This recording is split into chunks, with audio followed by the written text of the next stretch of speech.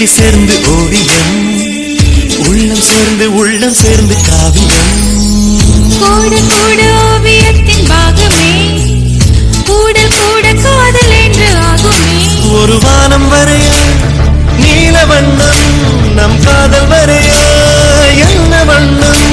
என்னை நட்சத்திரம் தொட்டு விரல் என்னும் கோல் கொண்டு நம் காதல் வரைவோமே வா. வாசம் புறப்படும் பெண்ணே நான் பூவரையான், வந்து விரல் சுடும் கண்ணே நான் தீவரையான்.